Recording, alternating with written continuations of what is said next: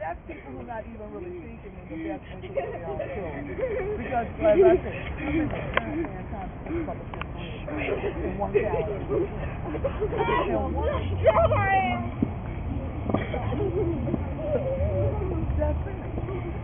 you videotape me, don't you? Hey, come back here.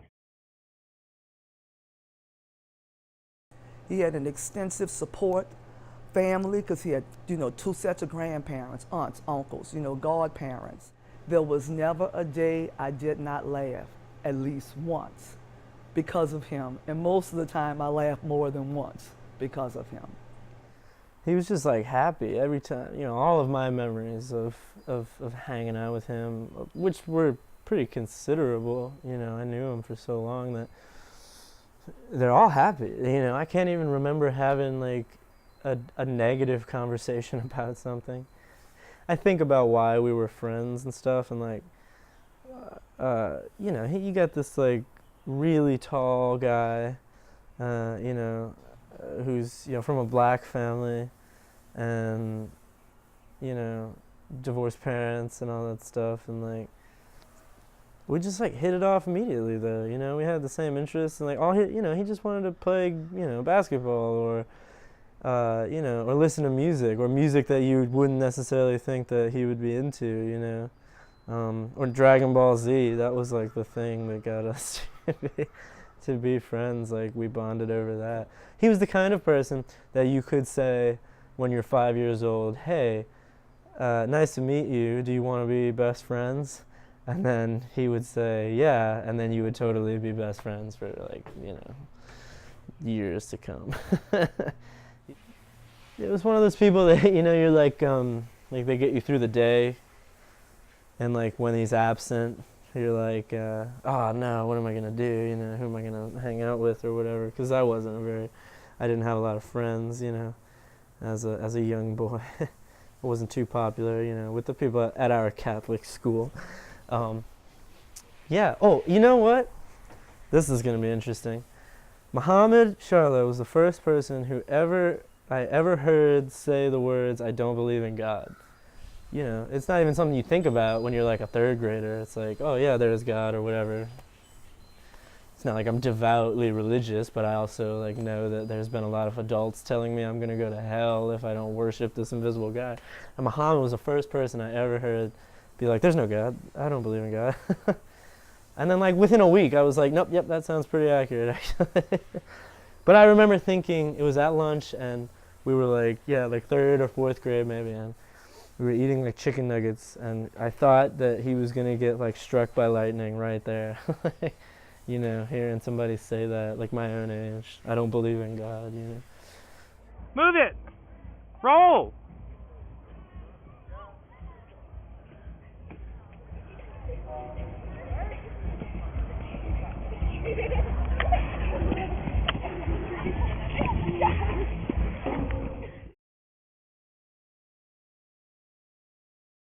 When he got to De La Salle, he liked De La Salle. Muhammad is that kind of person, He's going to find a niche. He's going to find a niche. He was in the Shakespeare Club, the Chess Club. There's a club also there that was entitled the Green Club, and he was in the Drama Club. Yeah, I didn't see him for a while, probably after the summer, before we went off to different schools. And yeah, I if I saw him, it was probably only on like weekends every now and again. It was definitely like a smaller amount of time. Although I do remember probably when we were hanging out together that it was even more like intense bonding, you know what I mean? Just because we didn't see each other every day at that point. And I remember him, he didn't like Catholic high school, and I wasn't that into my school that I was going to. So we still, I think probably towards the end we hung out more. I seem to recall the end of that year. However, there was a certain influence there that I personally didn't count on. Didn't see it, didn't count on it. I didn't see the drug use with some of the older people.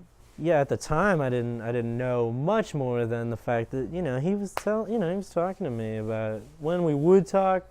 He was talking to me about this is I'm smoking weed, or this is the new thing I'm trying, or something like that, experimenting with drugs and girls and all that stuff. You get older, and that's everywhere, especially at that school he was going to, and we all knew that. I know that that school is just everybody that I know is going through doing all sorts of substances and whatnot, and I didn't realize how much actual formal trouble he was in.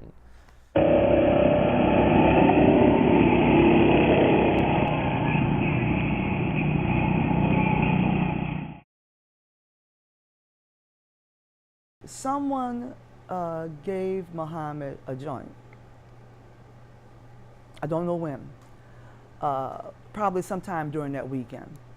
And Mohamed brought the joint to school on that next day, that Monday, when school was back. He brought the joint to school and showed a couple of his classmates this joint.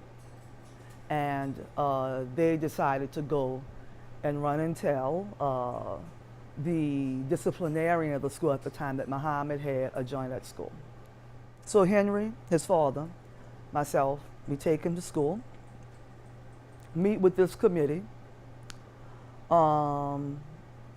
I could see Henry getting more and more angry by the second, because we had to sit there and listen to these people attempt to malign our son when we know who he is and the kind of person that he is, without, so they don't even know him yet. They don't know him. Most of them had never even taught him. So the actual person who's the disciplinarian himself, he says, well, we're going to meet about this and we'll contact you in like another couple of days. So now he's missed another couple of days of school. Not a problem, because I'm saying, okay, stay up with your work, what have you, we're going to deal with this. His father and I are sitting down talking with him. And basically he said, it was a mistake. It was a mistake. Somebody gave me this. I don't want to tell you who gave me this, but they gave me this, and I just brought it back to school. Why? Because I'm 14 and not thinking, and thinking that this is cool, because guess what? Somebody at school gave it to me. He's no longer at De La Salle. My focus now is to get him, through the 8th grade, find another school for him to go to in the fall, and let that be that. But that was a mistake on my part, because I should have brought in an attorney. They knew that it would be virtually impossible for him to get into another school in March of the end of a school year.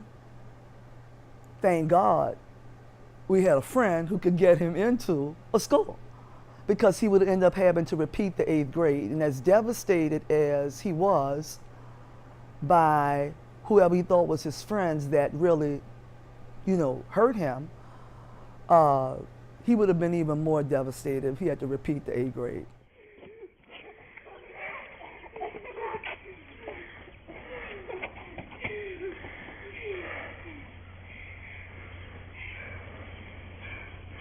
Come on. Let's go.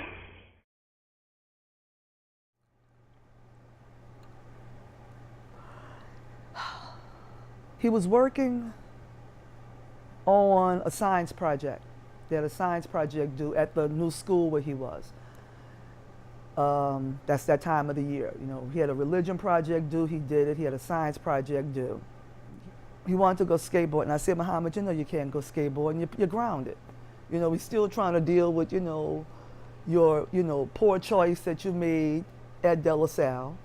But getting things back on order, getting things, I should say, back on track. No, you're not going skateboarding. We already had this conversation, you're grounded.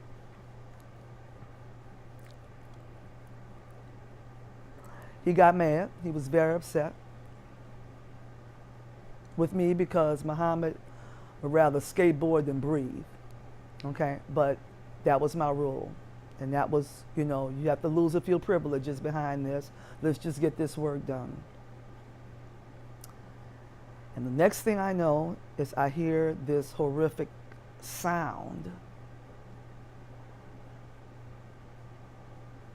And I ran into the back room where I heard the sound come from. And he says to me, "Mom, I shot myself." I immediately called 911, and I'm starting to try to, you know, give him mouth to mouth, and I'm hugging him and kissing him and everything. And the police, you know, they hurry up and get there, and there's the ambulance, and a lot of it's a blur. You know, a lot of it is a blur. I called Henry up also right after I called 911. I don't know how long it took Henry to get to the house, but felt like it was seconds. He was there from downtown, the Central Business District. And it's just such a strange thing because he was excited that he had just gotten his science project to work. He was doing something with copper wire conduction and creating a battery, and it worked. And he was excited, and he was laughing. So we went from laughing to almost like it seems like in a split second, he's gone. And I don't know. It was just, it was the worst moment. We had a mutual friend, Ian, who he went to high school with, Mohamed that is. And I don't know, I got home from school one day and we were on the computer, you know, instant messaging or whatever, Facebook or something like that. And I remember he said, you know, dude, Mohamed died. And I called him because I thought he was joking, you know. I thought it was a joke. I thought it was because, I don't know, he was kind of like the kind of guy who would play a joke like that, you know, hey, so-and-so died or whatever. You know, just off the collar kind of thing like that. But then I called him and he was crying, and I knew then immediately that it was not a joke.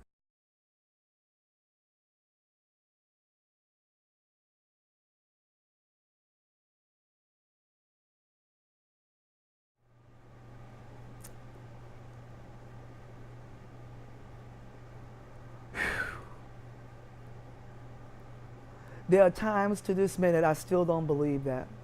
I mean, I just have such a difficult time in internalizing that this is a reality, that this really, really happened.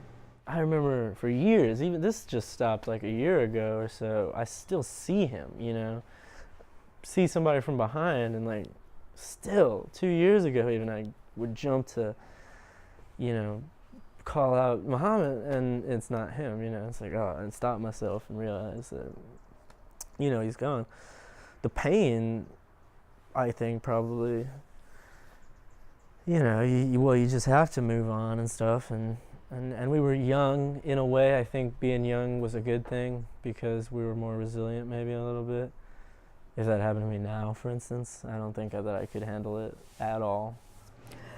Actually, when Katrina happened, it was like a line of demarcation in your life.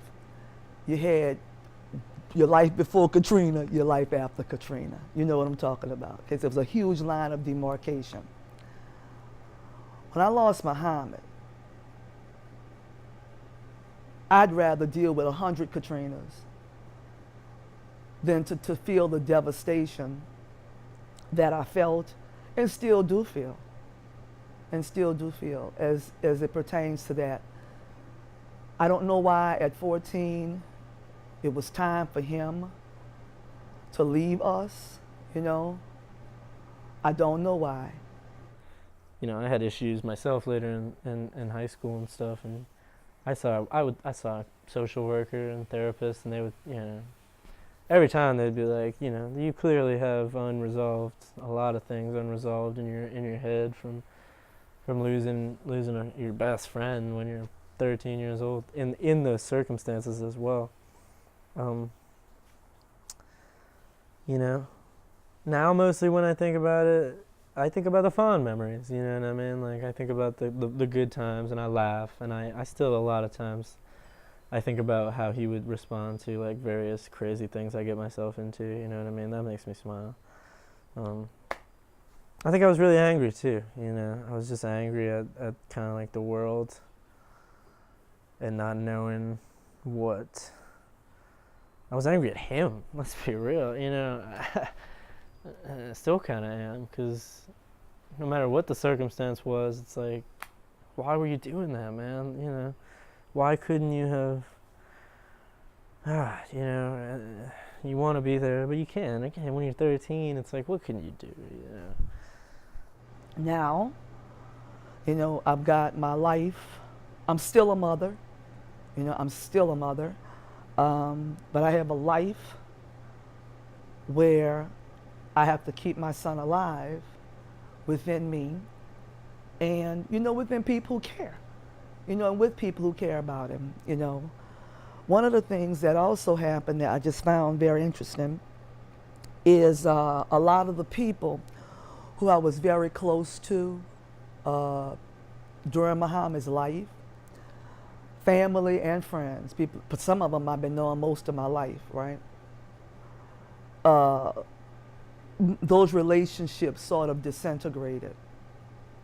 I don't know if it's because sometimes people don't know what to say. You know, they don't know what to say, and then enough time goes by and now they're embarrassed because it's been so long, you know, that they haven't talked to you. Others, I don't know if they think it's a contagion. You can catch this, you know, like it's a disease or something. I really don't know. But I've had to find other people, you know, who have come into my life that I am close with, particularly my support group that I go to. It's entitled Helping Mothers Heal. And I'm the only one in the group whose son is a suicide. Everyone else, which is kind of difficult a lot of times because everyone else is they're dealing with like a murder.